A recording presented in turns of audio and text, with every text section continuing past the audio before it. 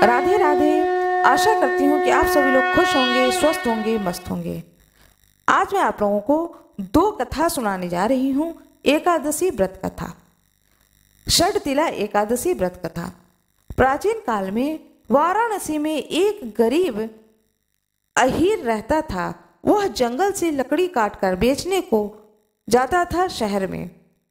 जिस दिन उसकी लकड़ी न बिकती तो पूरा परिवार ही भूखा रह जाता था, क्योंकि उसका काम ही था लकड़ी काटना और शहर में ले जाकर के बेचना।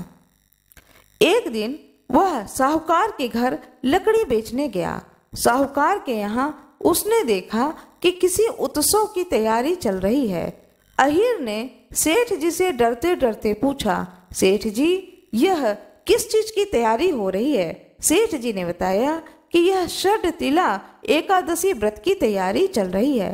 इस व्रत को करने से गरीबी, रोग, पाप, हत्या आदि भव बंधन से छुटकारा मिल जाता है तथा धन एवं पुत्र की प्राप्ति होती है।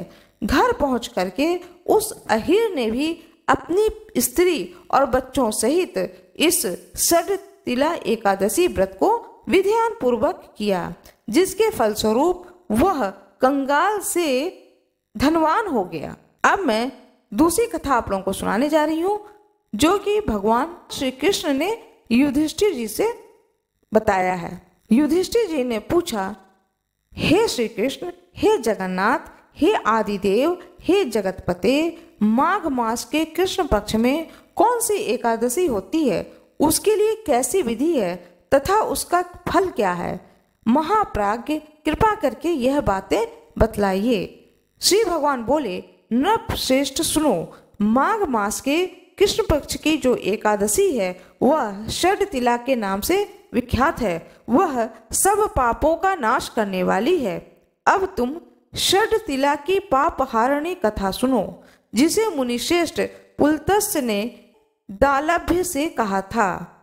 दालभ्य ने पूछा, ब्राह्मण, मृत्युलोक में आए हुए प्राणी प्रायः पाप कर्म को करते हैं और उन्हें नरक में जाना पड़ता है। नरक में न जाना पड़े, इसके लिए कौन सा उपाय है, बताने की कृपा करें। पुलत्स्य ऋषि बोले, हे महाभाग, तुमने बहुत अच्छी बात पूछी है, बतलाता हूँ, सुनो। माघ मास आने पर मनुष्य को चाहिए कि वह नहा धो करके पवित्र हो, इंद्रियों को संयम में रखते हुए काम, क्रोध, अहंकार, लोभ और चुगली आदि बुराइयों को त्याग दे। देवाधिदेव भगवान का स्मरण करके जल से पैर धोकर भूमि पर पड़े हुए गोबर का संग्रह करे। उसमें तिल और कपास छोड़कर 108 पिंडिकाएं बनाएं। फिर माघ मास में जब आद्रा यह मूल नक्षत्र आए तब कृष्ण पक्ष की एकादशी करने के लिए नियम ग्रहण करे। भली भांति स्नान करके पवित्र हो शुद्ध भाव से देवाधिदेव श्री विष्णु भगवान की पूजा करें। कोई भूल हो जाने पर श्री कृष्ण का नाम उच्चारण करें। रात को जागरण और होम करें। चंदन, अर्गजा, कपूर, नैवेद्य आदि सामग्री से शंख, चक्र और गदा धारण करने वाले देव देवेश्वर श्री हरि की पूजा करें। तत्पश्चात भगवान का स्मरण करके बारंबार श्री कृष्ण का नाम का उच्चारण करते हुए कुम्हड़ा मतलब होता है कद्दू, नारियल अथवा बिजौरे के फल से भगवान को विधि पूर्वक पूजन कर अर्घ्य दें। अन्य सब सामग्रियों के अभाव में 100 सुपारियों के द्वारा भी पूजन और अर्घ्य दान किए जा सकते हैं।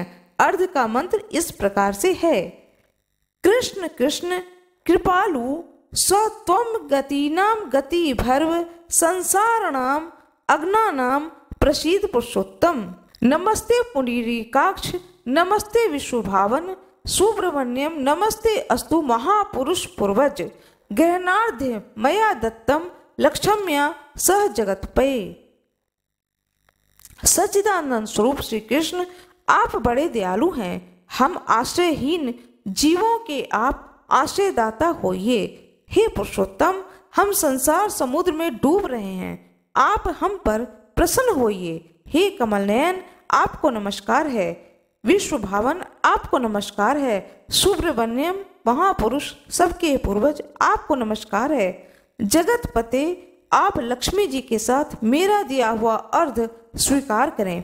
तत्पश्चात ब्राह्मण की पूजा करें, उसे जल का घड़ा दान करें, साथ ही छाता, जूता और वस्त्र भी दें। दान करते समय ऐसा कहें, इस दान के द्वारा भगवान श्री कृष्ण मुझ पर प्रसन्न हो।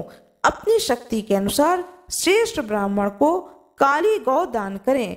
द्विज श्रेष्ठ विद्वान पुरुष को चाहिए कि तिल से भरा हुआ पात्र भी दान करें। उन तिलों के बोने पर उनसे जितनी शाखाएं पैदा हो सकती हैं, उतने 1000 वर्षों तक वह स्वर्ग लोक में प्रतिष्ठित होता है। तिल से स्नान करें, तिल का उपटन लगाएं, तिल से होम करें, तिल मिलाया हुआ जल पिएं, तिल का दान करें और तिल को भोजन के कामों में लें। इस प्रकार 6 कामों में तिल का उपयोग करने से यह एकादशी षट तिला एकादशी कहलाती है, जो सब पापों का नाश करने वाली है। तिल स्नाई, तिलोद्वर्ती, तिल होमी, तिलोदकी, तिल दाता च भोक्ता च षट तिला पाप नाशनी। इस प्रकार से आप लोगों ने पवित्र, पुण्यदायिनी और मनोवांछित फल को देने वाली इस एकादशी व्रत की कथा को सुना। आशा करती हूँ कि आप लोगों को यह कथा अच्छी लगी होगी। कृपया वीडियो को लाइक जरूर कर दीजिएगा। कमेंट बॉक्स में जय श्री राम अवश्य लिख दीजिएगा। चैनल को सब्सक्राइब कर दीजिएगा। बेल आइकन दबाना ना भूलिएगा। आप लोगों का बहुत बहुत धन्यवाद।